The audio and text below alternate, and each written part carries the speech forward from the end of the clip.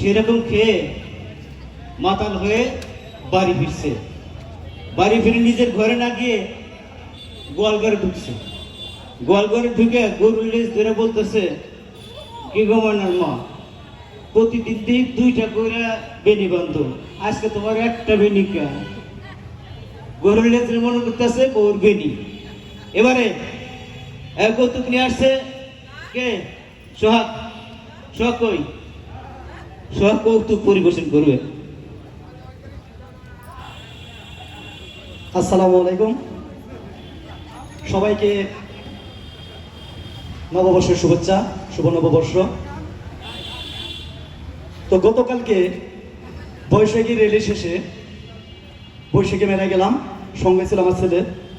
তো যাই বলতেছে, আব্বু যে কি আমাকে একটা বাঁশি কিনে দাও না। আমি গেলাম যে হ্যাঁ, তোমাকে আমি বাঁশি কিনে দেই, আর সারাদিন তুমি বাঁশি বাজে বাজে আমার মাথাটা নষ্ট করো। ও না আব্বু, আমি তো তুমি যখন জেগে থাকবো তখন তো বাঁশি বাজাবো না, তুমি যখন ঘুমিয়ে থাকবা শুধু তখনই বাঁশি বাজাবো।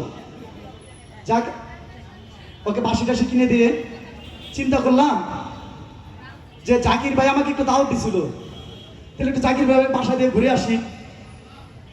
তো আজকে সকালবেলা জাকির ভাইয়ের বাসায় গেলাম, যাই দেখি জাকির ভাই পুকুর ঘাটে বসে কান্না করতেছে। আহারে আমার 10টা টাকা জলে মালানি গেল, আহারে সাদের 10টা টাকা আমার জলে মালানি গেল। আমি যে বললাম, জাকির ভাই এইভাবে কান্না করতেছেন কেন? কই আর বললো না, আমার 10টা টাকা জলে ফালানি গেল। ভাই 10টা টাকা কিভাবে জলে ফালানি গেল সেটা বলবেন তো? হাত মুখ দিতে এসে কি 10 টাকা পানিতে পড়ে গেছে? কই আরে না ভাই, তুমি বুঝবা না। বলেন, বুঝে বলেন কি হয়েছে? কই আর বললো না, ওই যে করোনা আইছিল না। আমি যে হ্যাঁ। ওই করোনার 3 বছর আগে 10 টাকা দিয়ে একটা স্যান্ডো গেঞ্জি কিনছি। আচ্ছা, ও সেই স্যান্ডো গেঞ্জি 2 বছর ব্যবহার করলাম। ব্যবহার করার পরে গেঞ্জিটা একটু ছিঁড়ে গেল। এই গেঞ্জি কাইটা সেলাই করে আমি জাঙ্গা বানাইলাম। জাঙ্গা বানিয়ে করোনার 3 বছর সেই জাঙ্গা ব্যবহার করলাম, করোনার আগে পর্যন্ত। এই জাঙ্গা ব্যবহার করার পরে সেই জাঙ্গা ছিঁড়ে গেল। সেই জাঙ্গা কাইটা আমি মোজা বানাইলাম।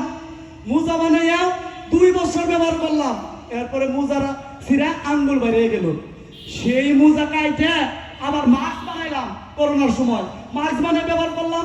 ব্যবহার করতে করতে করতে করতে 3 বছর 4 বছর ব্যবহার করছি। ব্যবহার করার পরে মাস্কও ছিঁড়ে গেল। সেই মাস্ক কি করলাম, ছিঁড়ার পরে নিয়ে তোমার ভাবিরে দিলাম। তোমার ভাবি সেইটা দিয়ে চুলায় জাল দিয়ে ভাত রান্না করে খাইছে। খাওয়ার পরে পুইরা ছাই হয়েছে, সেই ছাই দিয়ে মাজন বানাইলাম। মাজন বানাইয়া আজকে সকালে সেটা দাঁত মারছি। দাঁত মারছে কুড়ি করে বাড়িতে বানাইলাম। আরে ভাই আমার 10টা টাকায় জলে বাড়ানি গেল।